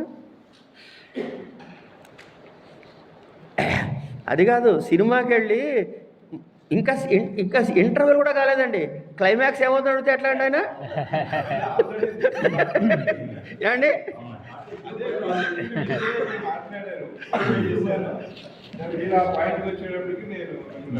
సరదాగా అంటాను sir, don't take it serious. ఎందుకంటే నేను ఇట్లా సీరియస్గా మొహం పెట్టి చెప్తే అది పెద్ద ఉపయోగపడదు. ఇంతకీ నేను ఏం చెప్తున్నాను? ఒక్కసారి ఈ సాక్షి నా పేరు ఫలానా అండి, మా ఊరు అదండి, నేను ఫలానా ఇక్కడ ఉద్యోగం చేశాను, ఇవన్నీ అవసరం లేదు. ఆడ సంతకం పెడుతున్నాడు, నేను చూశాను, నేను సంతకం పెడుతున్నాను, ఆయన చూశాడు, ఈ 2 ముక్కలు చెప్తే చాలు సాక్ష్యంలో. సో మ్యాటర్తో సంబంధం లేదు. ఆ రాసిన ఆయన నా ముందు సంతకం పెట్టాడు, నేను ఆయన ముందు సంతకం పెట్టాను, అయిపోయింది. ఆయన వెంటనే ఇంకో క్వశ్చన్ వేస్తాడు, ఇద్దరు ఒకేసారి పెట్టాలా అంటాడు ఆయన. అక్కర్లేదు. ఒక ఆయన ఇవాళ ఈయనతో సంతకం పెట్టించుకున్నా నా వీలునామా మీద, మర్నాడు ఈయనతో పెట్టించుకున్నా అయినా దిగులేం లేదు, అయిపోయింది. సంతకం పెట్టిన రోజే రిజిస్ట్రేషన్ చేయించాలా కూడా అక్కర్లేదు, మీ ఇష్టం వచ్చినప్పుడు చేయించుకోండి. ఇవన్నీ అయిపోయినాయి. తర్వాత ఈ సాక్ష్యానికి వచ్చిన వాళ్ళు ఇద్దరు పైకి వెళ్ళిపోయారు అనుకుందాం, కాసేపు వీళ్ళకన్నా ఈ వీలునామా ముందు కన్నా ఆ సంతకాలని గుర్తుపట్టే వాళ్ళనన్నా సాక్ష్యంలోకి తీసుకొచ్చి పెట్టాలి. విషయం ఏంటంటే వీలునామా సాక్షి సంతకంతో ఎవరైనా సాక్ష్యం చెప్పినప్పుడు మాత్రమే కోర్టు వారు ఆ వీలునామాను నమ్ముతారు, లేకపోతే నమ్మరు.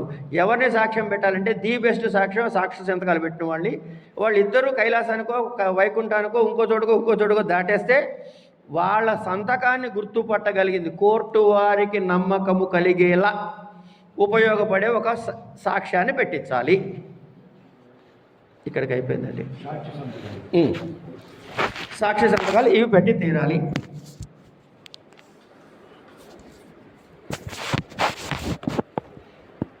ఆమె క్లియర్? సో రాసేసాం, రాసే వచ్చేప్పుడు ఇబ్బందులు రాసుకున్నాం, సాక్షులు ఎవరు పెట్టాలో రాసుకున్నాం, వాళ్ళ పాత్ర వచ్చిచ్చని చెప్పుకున్నాం, వాళ్ళ డైలాగులు ఏమిటో చెప్పుకున్నాం. ఇంప్లిమెంటేషన్ చెప్పుకున్నాం, రిజిస్ట్రేషన్ చెప్పుకున్నాం, చేయకపోతే వచ్చే ఇబ్బందులు చెప్పుకున్నాం. ఇంకేమైనా మిస్ అయిపోయినా మాస్టర్?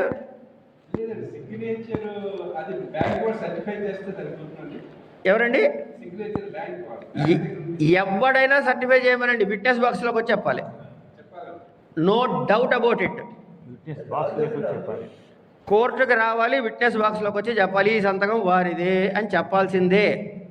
విట్నెస్లో ఒక్క సాక్షిని కూడా పెట్టకపోతే వీలునామా కోర్టు నమ్మదు. ఎప్పుడు కర్మకాలి కోర్టు దాకా పోవాల్సి వస్తే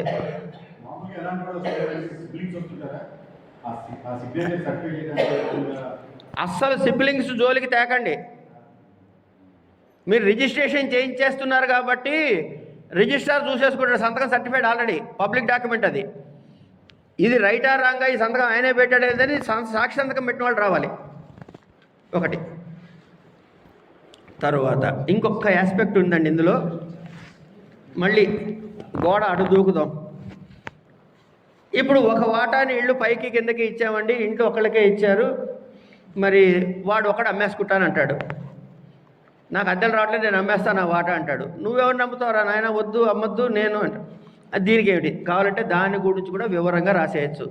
ఒకవేళ ఉత్తరోత్తర అమ్మదలుచుకున్నట్లయితే ముందు ఉన్నవాడి సగం మిగతా వాళ్ళకి వాటాకు అప్పచెప్పి వాడు ఇవ్వకపోతే నువ్వు బయట అమ్ముకోవచ్చు, రీజనబుల్. ఇవన్నీ టెక్నికల్స్ అండి, మైనర్ డీటెయిల్స్. దాని గురించి మనం ఈ సభలో చెప్పుకోక్కర్లే, అది కేసు టు కేసు మనం డిసైడ్ చేసుకుని మాట్లాడుకోవాల్సిన అంశాలు. సో ఇన్ ఓవరాల్గా ఇదండి. ఇక ఎస్టేట్ ప్లానింగ్ అనే మాట ఉంది, which is a little above and quite different from will. ఈ ఎస్టేట్ ప్లానింగ్లో ఏమి వస్తాయి? నా ఎల్ఐసీలు వస్తాయి, నా బ్యాంక్ అకౌంట్లు వస్తాయి, నా ఆస్తులు వస్తాయి, నా అప్పులు వస్తాయి, ఇవన్నీ వస్తాయి. ఇవన్నీ కూడా ఒకవేళ వీడు ఇన్కెపాసిటేట్ అయ్యి మంచం మీద పడి ఉన్నాడు, ఇంకా చచ్చిపోలేదండి పాపం, అయినా కూడా ఇది ఎలా మేనేజ్ చేయాలి, ఎవరు మేనేజ్ చేయాలి ముందు రాయొచ్చు. So during the life time, if there is any incapacitation which prevents him from doing his own dealings of the assets, both movable and immovable, you can nominate somebody and this is called estate planning. మనకున్నటువంటి పరిధిలో ఈ estate planning అనేది పెద్ద అవసరం లేదు. కారణం ఏంటంటే మంది చిన్న చిన్న కుటుంబాలు, ఏవో ఇళ్ళు, 2 ఫ్లాట్లు, అక్కడ ఫ్లాట్లో అదే పెద్ద అబ్బాయి ఉంటుంది, ఇక్కడ ఫ్లాట్లో పెద్దాలు ఉంటున్నాడు, ఇవే కదా మన సినిమాలు, అంత మించి ఎక్కువ లేవుగా. అసలు అలా లైన్లో ఉంటే కూడా వీలునామాలు రాసి సెట్ చేసుకోవచ్చు. కనుక ఈ ఎస్టేట్ ప్లానింగ్ అనేది ఎప్పుడు వస్తుందంటే, even during the life times of sudden incapacitation to execute on his own, you can do this అని చెప్పి నా మనసుని రాసే డాక్యుమెంటే ఎస్టేట్ ప్లానింగ్. ఇదే కాకుండా ఇలా చేయటం ద్వారా ఈ ఎస్టేట్ ప్లానింగ్లో ఇంకో ముఖ్యమైన ఆస్పెక్ట్ ఏంటంటే ట్యాక్స్ ప్లానింగ్ కూడా ఉంటుంది. ఆ ట్యాక్స్ ప్లానింగ్ ఆస్పెక్ట్స్ అన్నీ ఇప్పుడు ప్రస్తుతం we need not going to that depth of understanding of that. You just understand there is something called estate planning which you can do still. There is something called living will, as we can execute, but basic document will after me what అనే విషయాన్ని గురించి చెప్పుకుందాం. So I think fairly I have touched all the contours of the will and its attendant things. I'm coming to you. To conclude, if anybody is having any requirement of writing a will as a part of my individual social responsibility for any senior citizen, it is written free of cost. కనుక కావాలంటే services తీసుకోవచ్చు.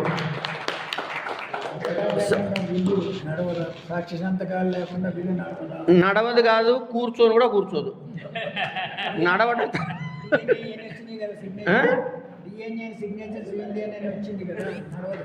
మీరు ఏం చెప్పినా నడవదు. సాక్షి సంతకాలు లేకుండా వీలునామా చెల్లదా? సాక్షి సంతకాలు లేకుండా వీలునామా చెల్లుతుందా లేదా? ఎందుకంటే సాక్షి సంతకాలు ఇదే రాశాడు, సంతకం పెట్టారని ఉంటుంది. ఇవి లేరనుకోండి, కానీ రాసిన దానికి డిఎన్ఏ వచ్చింది కదా. ఇటు నేను చెప్తా, ఈయన ప్రశ్నలో మీకు అర్థమైంది ఏంటో తెలుసా? నాకైతే ఒకటి అర్థమైంది. గురుగారు మీరేం అనుకోకూడదు ఇట్లా అంటున్నానని. నేను చెబుతున్నా కూడా ఆయన నిద్రపోయారు. ఎందుకంటే 2 సంతకాలు కంపల్సరీ ముందే చెప్పానండి. మరి మళ్ళీ ఆ ప్రశ్న ఎట్లా అమ్మా? ఏమేమి ఇచ్చారనేది కూడా సంబంధం లేదు, సంతకం పెట్టారు అంతే. నోవే మీరు డిఎన్ఏలు ఎంఎన్ఏలు అవన్నీ మర్చి ఉందని కాసేపు అది పని గురుగారు అది పనికి వస్తుంది అనుకుందాం, అయినా ఇట్ ఈస్ ఇన్వాలిడ్ అయిపోయింది. My legal requirement is 2 signatures 2 or more. Nominal charges ఉంటాయి. Raise your hands, I will take. చెప్పమ్మా. మీరు ఇందాక అన్నారు దీనికి రిజిస్టర్ చేస్తేనే బెస్ట్ అనేది ఒకటి ఉంది. రిజిస్టర్ ఎందుకంటే డెత్ సర్టిఫికేట్ తీసుకుని వెళ్ళాకే అని తెలుస్తుంది, కానీ ఒక బిల్లు రాస్తారా లేదా అనేది ఎలా తెలుస్తుంది? సంతకంతో. కాదు కాదు, ఫ్యామిలీ రేపొద్దున. వండర్ఫుల్ మంచి క్వశ్చన్ అమ్మా అది. ఆవిడ ప్రశ్న ఏంటంటే వీలునామా రాశారు, ఎక్కడో దాచిపెట్టాడు, మా ఎవరికి చెప్పలేదు, ఆయన వెళ్ళిపోయారు, ఆ పెద్ద మనిషి వెళ్ళిపోయాడు, ఇప్పుడు మేము వీలునామా లేదని ప్రొసీడ్ అవ్వాలా ఆస్తులతో, వీలునామా ఉందని ఎక్కడైనా ఎత్తుక్కోవాలి? ఇదే కదమ్మా మీరు అడిగింది. That's a wonderful question. అందుకే ముందే చెప్పానమ్మా, ఇలాంటి పెద్దవారికి ముందే చెప్పండి అని కదా చెప్పాలి, నలుగురు చెప్పాలి, తెలిసినటువంటి తెలియాలి, కానీ ఎక్కడుందో చెప్పద్దు. ఎందుకంటే అందులో రాసినది బతికుండంగా చూస్తే అంతకు మించిన నరకం ఆ రాసిన వాడు అనుభవించడమ్మా వేరే ఉంది. I think I have answered your question. తెలియజేయాల్సిన బాధ్యత ఉంది. ఒక్క నిమిషం ఆగండి. అయి కాదు అమ్మా, ఇప్పుడు ఇక్కడ మీ సమాధానమే కాదు, మీతో పాటు ఇదైతే ఫ్రీగా చేసే కానీ తల్లి నువ్వే వినాలి, ఇదైతే ఫ్రీగా చేసే కానీ అట్లాంటి సమస్య వస్తే నేను లాభపడద్దు. అందుకని ఏం చేస్తామంటే ముందు పని చేసుకోండి, తర్వాత బయటపడుతుంది వీలునామా తెచ్చిస్తారు అరే అని. అప్పుడు ఒక వీలునామా ప్రకారం నాకు రావాలి, నువ్వు అది తీసుకుని ఇది తీసుకుని కొట్టుకుంటారు, అప్పుడు నాకు ఫీజు వస్తుంది. ఎనీవే సార్, గురుగారు అయ్యా సంధించండి ప్రశ్న.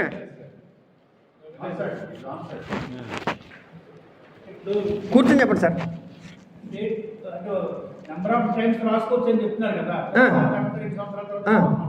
ఎందుకు గంటకి రాయండి ఏంటి?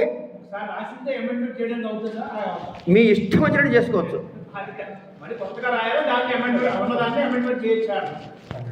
ఇప్పుడు ఒక్క నిమిషం, ఆయన ఓ ప్రశ్న వేశారండి, ఆయన మనసులో ఒక ఆన్సర్ ఆల్రెడీ ఉంది. ఆయన మనసులో ఒక ఆన్సర్ ఉంది, ఆ ఆన్సర్ నేను చెప్పలేదు ఇప్పటివరకు, అందుకని ఆయన అడిగారు ఆ ప్రశ్న. చిన్న చిన్న వస్తున్నా sir, I'm coming to you. చిన్న చిన్న కరెక్షన్స్ ఉన్నాయనుకోండి, దాన్ని ఇంకో చిన్న కాగితం మీద రాసి దానికి అటాచ్ చేయొచ్చు. దాని పేరు కోడిసిల్ అంటారు. కోడిసిల్ అదేంటంటే this has no independent standing, this becomes part of the original document. ఆ మాట ఆ కోడిసిల్లో రాయాలి. నేను ఫలానా రాసిన వీలునామాలో ఉన్నట్టు ఫలానా రిజిస్టర్ చేసిన దానిలో ఇచ్చిన దానిలో ఈ బిల్డింగ్ పైన పెద్దవాడికి కిందవాడికి ఇచ్చాను, ఇప్పుడు తూచి కిందది పెద్దవాడు పైకి వెళ్తాడు, కిందవాడు కిందకు వస్తాడని ఏదో రాసుకుంటారు. అట్లా చిన్న చిన్న కరెక్షన్స్ ఉంటే చేయొచ్చు. అంతకన్నా హాయ్ అంటే చింపేసి కొత్తది రాసుకోవటం. దానివల్ల 2 లాభాలండి. ఒకరోజు టైం పాస్ అవుతుంది మనకి. Sir please. అందులో రాసిన ఆస్తులను బట్టి మనం ఫిక్స్డ్ అమౌంట్ 1000-2000 ఉంటాయి sir. Very good job by making us knowing how to make a will. Now how somebody dies without a will? Sorry? Somebody dies without a will. Yesterday I got a call from Patna. The lady died. This is bank closed the account. No will, so the money goes to the bank. No. How will it take the money without a will? I am coming to that. I already told that. Without a will. Yes, I already told that. Ladies to the government or the NOK, whatever it is, not done, nothing done. No writing is done. Second question for Divyang, different than our people. Second question is that how the will is done and how the witnesses are taken. Because it's not in a mental sound state of affairs. You can't write, I am in the sound mental state in the first sentence. You cannot write. So who will certify that will is correct? The 2 questions. You have placed 2 excellent questions, sir. Let me put it straight. I acknowledge that as an excellent question. Number 1, if there is no will, it will go to all the legal heirs of class 1 heirs equally. Number 1. Number 2, you have raised a pertinent question called Divyang. Now Divyang position is in 2-fold. One is as a testator, the other is as a beneficiary. Let me answer both. So if he is a beneficiary, you can appoint somebody to take care of him. So he is mentally challenged child, he doesn't know, but I am giving this property to him, this will be looked after by Mr. So-and-so, and he will do service so-and-so, whatever, you can fix the fees, service charges, whatever it is also through the document. And Divyang having assets. Now, taking for granted, he is mentally totally ill-disposed. Divyang can be two models. One is physical, the other is mental. If he is physically challenged, he can still write a will. If he is mentally challenged, probably he would not have any assets on his name. Probably. If it is, 1 minute, if it is there, who is looking after his welfare as on date? Somebody else. That intention can be executed. He says on his behalf of writing this, and he will get it executed before a registrar. It has a sanctity, there is no doubt about it, but there is a little procedure. If there is a specific case, we will answer him. This one of my relatives is having a different example home in Hyderabad. Okay. Residents of body. Okay. There are basically a lot of difficulty for Divyang people.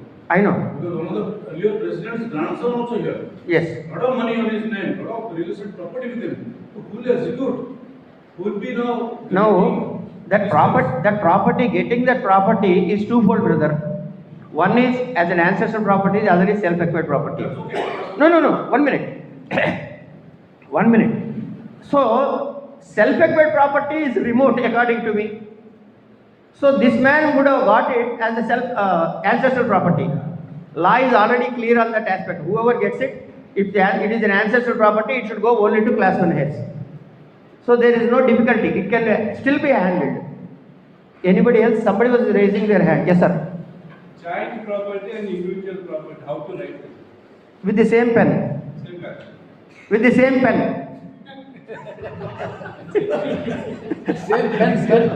Sorry ఆయన నాకు చాలా best friend అండి, అందుకని చెప్పి ఆయనతోనే జోకులు వేసుకుంటున్నాం మేము. ఎందుకంటే నాకు కాంపిటీటర్ అండి ఆయన. ఇందాక నుంచి నాకెవరు రాస్తారంట. నేను ఇక్కడ కూర్చుంది ఎందుకు? ఏం లేదండి, జాయింట్ ప్రాపర్టీ ఉంటే you can still execute to the extent of your right. సపరేట్గా రాయాలి. ఇండివిజువల్గా రాయొచ్చు, సపరేట్గా రాయొచ్చు, జాయింట్ విల్ కూడా రాయొచ్చు. Avoid joint wills.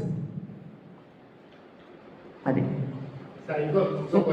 Define joint proportion. ఏముందండి, ఇద్దరం కలిసి మూడు పళ్ళు ఇద్దరం కలిసి ఒకే మిల్నామా రాస్తాం. సార్ అది మీరు చెప్పారు already ancestral property and self acquired property right. Bill రాశారు అనుకోండి, ఒక ఫర్ ఎగ్జాంపుల్ మా ఫాదర్ రాస్తాడు రైట్. ఇప్పుడు నాకు ఇద్దరు ముగ్గురు పిల్లలు ఉంటారు. వాళ్ళు ఏంటంటే వాళ్ళకి ఇప్పుడు ఒకసారి మా ఫాదర్ నాకు రాసిన తర్వాత it is considered as self acquired property అని అనుకోండి. బట్ పిల్లల్లో ముగ్గురు నలుగురు పిల్లలు ఉండి నేను ఒకవేళ మా ఫాదర్ నాకు ఇచ్చింది నేను ఒకళ్ళకే రాశాను అనుకోండి, can the other children say like it actually belongs to గురువు గారు, if the asset is very heavy and costly, ఆ పిల్లాడికి రాయకండి, నాకు రాయండి. మన ఇద్దరం కలిసి తీసుకుందాం బ్రదర్, మన ఇద్దరం బయట తర్వాత చూసుకుందాం లెక్కలు. Sir you have a question.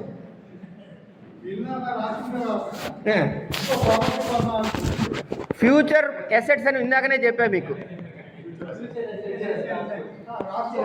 హాయిగా రాసుకోండి, రాసుకోండి. ఇంకోటి చెప్తా, అయి కాదు, మీరు ఒకటి వేస్తే మా దగ్గర 2 ఉంటాయండి ప్రశ్నలు. ఒక ప్రశ్న వేస్తే 2 సమాధానాలు వస్తాయి. ఇప్పుడు ఆయన ఏమడిగారు, ఆస్తి కొత్తది కొంటే ఏం చేయాలన్నాడు. ఉన్నది అమ్ముకుంటే వీడికి రాదని కూడా రాయండి. ఇప్పుడు నాకు 4 బిల్డింగులు ఉన్నాయండి, ఓ పెద్ద కొడుకు రాశాను ఒకటి, అందులో కింద ఏం రాశానంటే ఈ వీలునామా ద్వారా ఎవరెవరికి ఏం రాశాను, ఉత్తరోత్తర ఆస్తి లేకపోతే మిగతా వాళ్ళకి పంచిన దానిలో వీడికి హక్కు లేదు అని కూడా రాయండి. Did I answer your question? Right sir, మీరేదో అన్నారు. ఏమిటి కుదరని పరిస్థితుల్లో? వీడియో రికార్డింగ్ ద్వారా చేసిన వీలునామా చెల్లుతుందా? Video record these are all 2 technical questions అండి. ఎందుకంటే to make your intention clear is the final thing. అక్కడ సాక్షి సంతకాలు ఉండవు. ఎవరు సంతకాలు పెడతారు, ఎవరు సాక్షి సంతకాలు పెడతారు? You may win, I'm telling you. Across వీలునామా రాశాడండి, వీడియోలో చెప్పాడండి. కొడుకులు కూతుళ్ళు తల్లి పెళ్ళాము పిల్లలు వీళ్ళందరూ బుద్ధిమంతులైతే నాన్న వీడియోలో చెప్పాడు అలా పంచుకుందాం అనుకుని అలా పంచేసుకుందాం అనుకుని హాయిగా పంచేసుకోవచ్చు. దానికి కోర్టు అక్కర్లే. కొట్టుకున్నప్పుడే మీవన్నీ వస్తాయి. అప్పుడు ఏమవుతుందంటే దాన్ని వీలునామా అనకపోవచ్చు, కానీ దానికి వీలునామా అని పేరు పెట్టకపోవచ్చు, కానీ ఆయన ఇంటెన్షన్ తెలిసింది కదా. సో దాన్ని బేసిస్గా కోర్టు జ్యుడిషియస్గా డెసిషన్ తీసుకుంటుంది. It's a case to case basis. White paper మీద కూడా వీలునామా రాసుకోవచ్చు. నేను ఇందాక టాయిలెట్ పేపర్ మీద ఇందాక చెప్పాక మేమిద్దరం హోటల్కి వెళ్ళినప్పుడు దాని మీద రాసిన టిష్యూ పేపర్ మీద రాసిన కూడా వీలునామానే. ఎస్ బ్రదర్, ఉన్న ప్రశ్న ఏదో పడుతుంది వేయండి. ఇప్పుడు ప్రాపర్టీ ఒక ప్లేస్లో ఉంది సార్, కాన్సెప్ట్ జిల్లాలో ఉంది, పర్లేదు. హైదరాబాద్లో ఉన్నా, అక్కడికి వెళ్ళి రాసుకోవాలి, ఇక్కడ రాసుకోవచ్చు. మీరు ఎక్కడున్నారు? మీరు ఎక్కడున్నారు? హైదరాబాద్లో ఉన్నా, మీ ఆధార్ కార్డు ఎక్కడుంది? కోనసీమలో ఉంది. ఆధార్ కార్డు ఎక్కడుంది? ఆధార్ కార్డు కోనసీమలో ఉంది.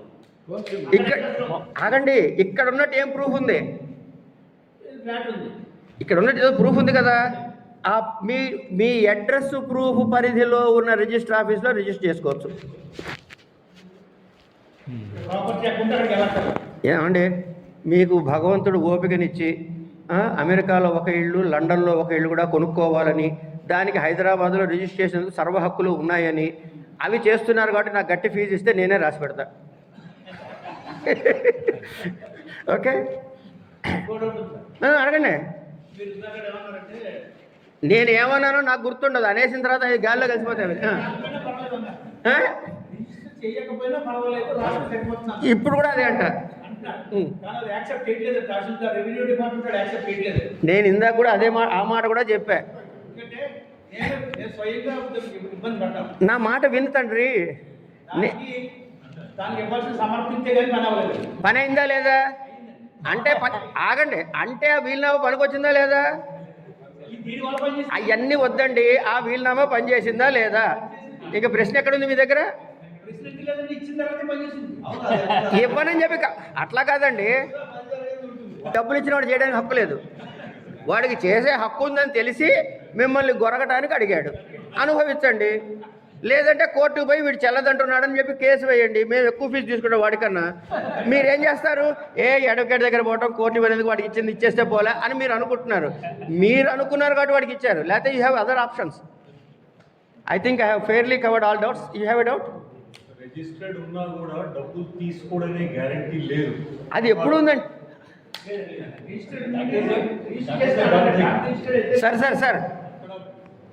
Sir, we are talking about the validity of a will, not about the right or wrong of taking money for executing certain things. So let me not extend the scope of it. The point was whether if it is registered, it would help. What I am trying to say is money has to be given if it is registered or not is what I am trying to say. Absolutely. We are. That is the letter there. No, brother. I'll answer your question. If it is registered will, you pay X amount. Yes. Okay. If it is unregistered will, you pay 2X amount. That's it. So, but payment is essential.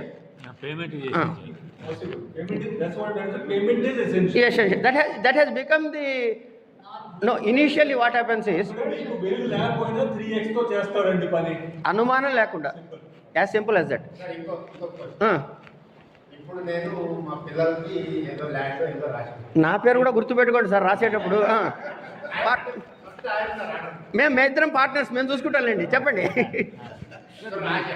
Sir మీరు senior citizens అంతా ఫ్రీగా చేస్తానంటున్నారు, ప్రతి ఒక్కరికి డబ్బులు అడుగుతున్నారు. మీరు అడుగుతారు.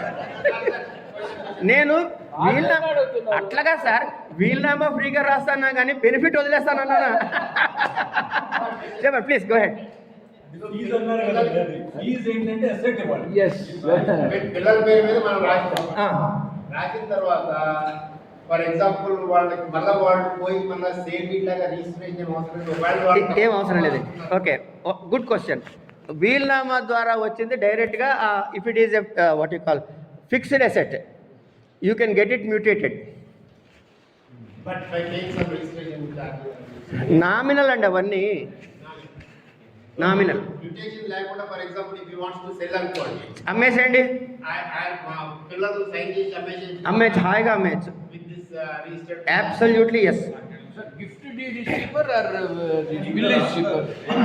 Gift deed and will deed are two distinct documents. Gift deed, you will lose your right the moment you register it. Yeah. That is, will deed is not your. Charges are heavy. Charge nominal. Gift డీడ్కి ఎక్కువ అవుతాయి, gift డీడ్కి ఎక్కువ అవుతాయి. ఇంకొక question చెప్పండి sir.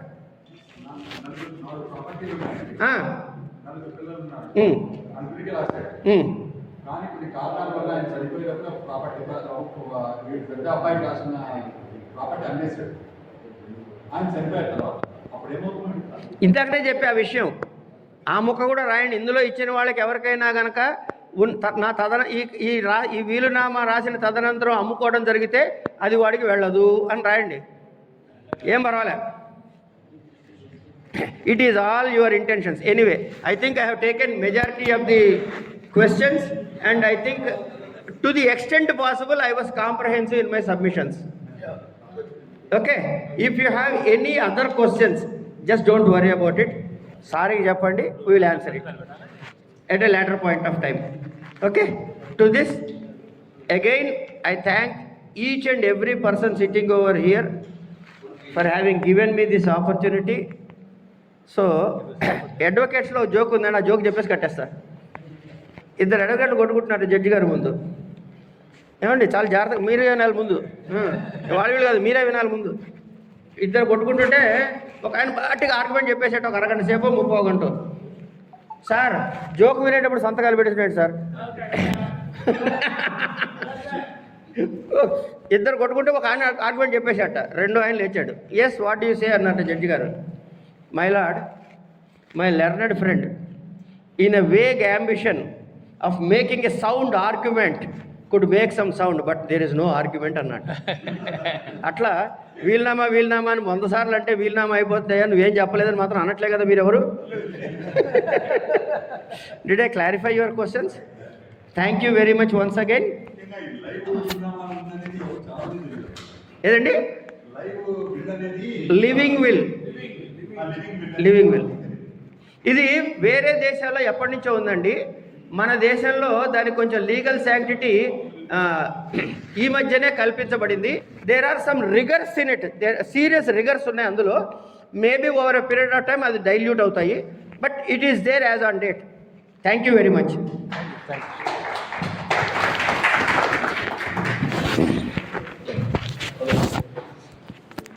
May I request Subbarao garu say vote of thanks?